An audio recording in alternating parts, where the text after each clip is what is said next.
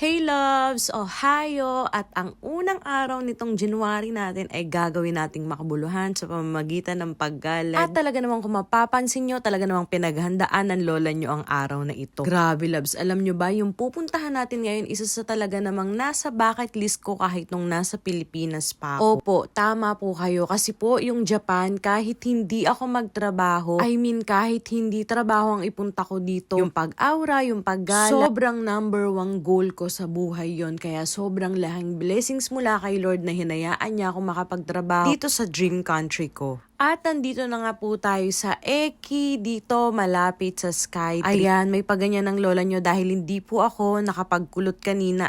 For the plancha-plancha na lang, din inabot na ng oras. Hinayaan ko na lang siya na makulot mag-isa. At last, ayan, mukha namang sumunod siya sa akin. Then we're finally here, dito sa Eki ng Tokyo Sky Tree Oshage Station. Grabe loves, alam nyo ba, sobrang breathtaking nito. Grabe. Until now, I can't believe na nakikita ko na siya, na nakatayo na ako sa harapan niya. Kasi sa totoo lang po, kapag nandito na kayo sa Japan, kapag nagtatrabaho na minsan kayo, wala na talagang time para makagala. Mas gugustuhin yung magpahinga. Ewan ko, kasi sa akin, talagang applicable yung pagpapahinga dahil sobrang busy talaga ng mga schedule ng mga nagtatrabaho dito. Then, ayun nga pala yung legends na mga i-expect nyo dito sa tower na pupuntahan namin. Then, bago kami umakyat sa pinaka-tower, ayan, nakita namin yung Harry Potter. I'm not sure kung exhibit lang to or palagi siyang nandito, pero I think exhibit lang kasi talagang dinayo siya ng mga tao. Then before, yung cousin ko nanggaling na siya dito, wala naman daw ganyan dito before. They are selling Harry Potter things. Ayan, kung makikita niyo yung hawak-hawak ko, ang ganda-ganda niya. At in fairness, hindi lang ni Honjin ang mga bumibili, kundi pati na rin yung mga foreigner na galing sa iba't ibang bansa. At last, nandito na tayo kung saan dapat pumila para sa mga pupunta sa Sky Tree.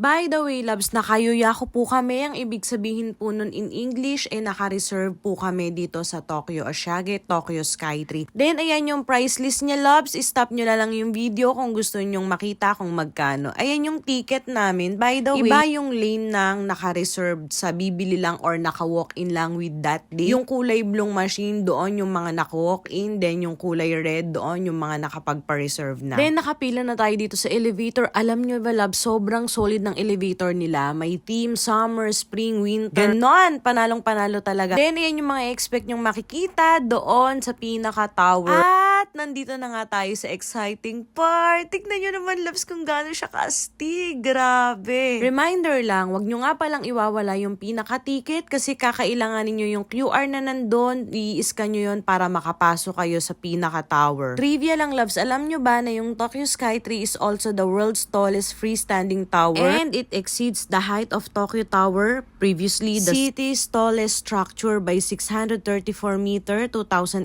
feet. Tallest structure tower with observation decks and stunning views located at Sumida, Tokyo, Japan. Para sa akin, talagang mapupuri mo yung Japan kasi diba, may entrance fee dito pero sobrang worth it. Grabe, breathtaking view talaga yung makikita mo. Ilang floor din yung pinagstapan namin. Hindi ko na ma-recall kung alin yung inuna namin. Then meron silang pasalubong, Sky Tree Shop, ang tawag nila dito. Grabe. Talagang worth it yung pagbili mo kasi natikman ko yung binili ko. Masarap naman talaga yung omiyaging yun. Then ayan, loves, yung pinaka-favorite ko sa lahat dahil nga mahilig tayo sa pasalubong. Ayan. May pa-ref magnet si ante. Then ayan guys, yung QR kapag gusto nyo mag-order dito. Pero kung di ako nagkakamali, parang may minutes or may oras bago ka maka-order. Kaya pinili na lang naming pumila. Mas napabilis naman. Ang in-order nga pala namin ay ang passion fruit lemonade at yung muscat lemonade worth 700 yen each. Grabe, sobrang nakakatulala talagang uminom ng lemonade tapos talagang napakaganda ng view.